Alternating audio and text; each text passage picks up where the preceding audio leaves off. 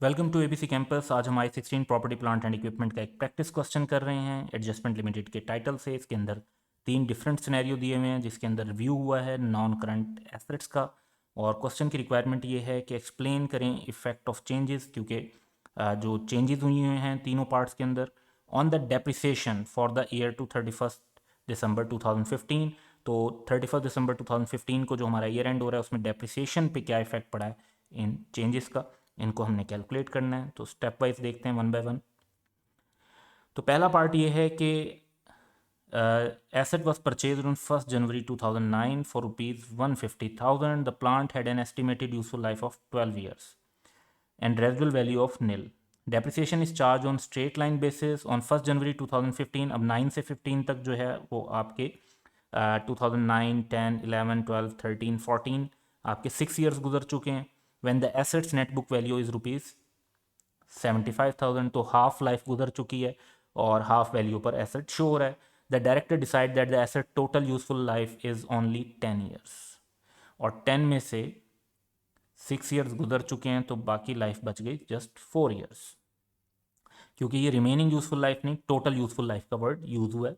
तो अब अगर इसको सॉल्व हम करते हैं तो पहली बात तो ये कि जो मेन इशू है एक्सप्लेनेशन के पॉइंट ऑफ व्यू से देखें तो जब यूज़फुल लाइफ चेंज हो गई है तो उस साल से हम जो डेप्रिसिएशन है वो रिवाइज्ड यूज़फुल लाइफ, जो न्यू यूज़फुल लाइफ अब हमारे पास है उसकी बेस पर कैलकुलेट करेंगे। सो एनुअल डेप्रिसिएशन जो पहले चार्ज हो रही थी 2009 टू 2014 तक वो हो रही थी 150,000 की कॉस्ट, 12 ईयर्स की लाइफ 12,500। अब रिमेनिंग लाइफ जो है वो 4 ईयर्स बची है, क्योंकि 10 ईयर्स टोटल बताई हुई है और 6 उसमें से पास हो चुके हैं। एनुअल डेप्रिसिएशन जो अब चार्ज होगी तो रिमेनिंग 75,000 को जब आप 4 ईयर्स पर डिस्ट्रीब्यूट करेंगे तो दैट इज़ 18,750। तो हमारी डेप्रिसिएशन जो है वो इंक्रीज़ हो गई है। कितने से इंक्रीज़ हुई है? 6250 से इंक्रीज़ हुई है, और ये चेंज इन एस्टिमेट का इफेक्ट है हमारे एसेट की डेप्रिसिएशन पे। नेक्स्ट है हमारे पास grinder was purchase on 1st January 2012 for rupees 100,000. The plant had an estimated useful life of 10 years and residual value of nil. Depreciation is charged on a straight line basis. On 1st January 2015, when the asset's net book value is rupees 70,000, director decided that it would be more appropriate to depreciate this asset using the sum of digits approach. The remaining useful life is unchanged. तो 2012 से जो हम अगर आते हैं और 2015 तक देखते हैं तो 3 ईयर्स गुजर चुके हैं।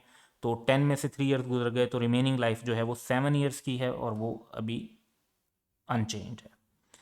तो इसको अगर हम सॉल्व करते हैं तो सबसे पहली बात तो ये कि क्या डेप्रिसिएशन मेथड का जो चेंज होता है उसका इम्पैक्ट हम क्या लेंगे। तो उसका इम्पैक्ट ये है कि अब इस साल की depreciation sum of digit method से होगी, जो प्रीवियस हो चुकी है वो स्ट्रेट लाइन बेसिस पर ही रहेगी।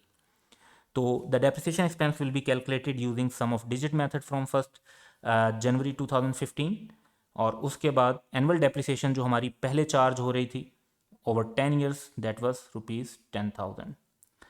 कैरिंग अमाउंट हमारे जो एसेट की है वो 3 साल की डेप्रिसिएशन लेस करके दैट इज 70,000, और क्वेश्चन में भी गिवन है।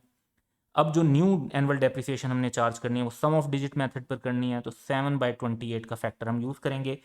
7 क्योंकि टोटल रिमेनिंग ईयर्स हैं और 28 जो सम ऑफ डिजिट है। अब सम ऑफ डिजिट अगर हम कैलकुलेट करते हैं तो 1 + 2 + 3 + 4 + 5 + 6 + 7 28 आ जाता है। और एक इसका हम फार्मूला भी यूज़ कर सकते हैं n × n+1 / 2। तो 7 × 7 + 1 / 2 28 इससे भी आ जाता है। तो यही 28 हमने यूज़ किया। तो अब हमारी डेप्रिसिएशन 17,500 है, और यहाँ पर भी डेप्रिसिएशन जो है वो इंक्रीज हो रही है हमारा estimated pattern of consumption change होने से, यानी मेथड डेप्रिसिएशन मेथड चेंज हुआ और उसके साथ हमारा इंक्रीज इन डेप्रिसिएशन आ गया 7,500 से। तो ये इफेक्ट है।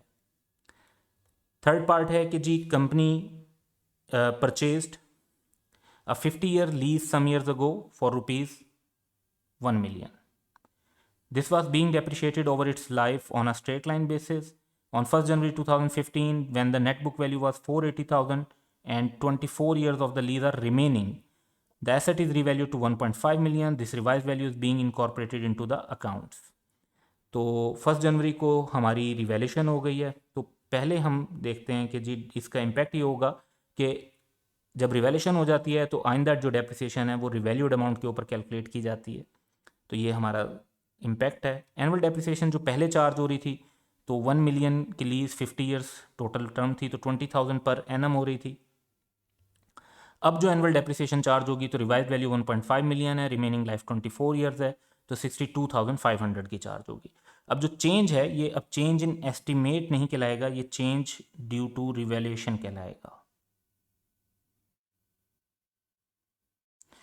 Change due to revaluation effect जो है वो इंक्रीज है ऑफ 42,500 पर ईयर, तो ये डेप्रिसिएशन में इजाफा हो जाएगा। तो एसेट रिवैल्यू होने से जो हमारी डेप्रिसिएशन है वो एक्चुअली इंक्रीज हो जाती है, और if revaluation is upward. So that's all for today, have a good day.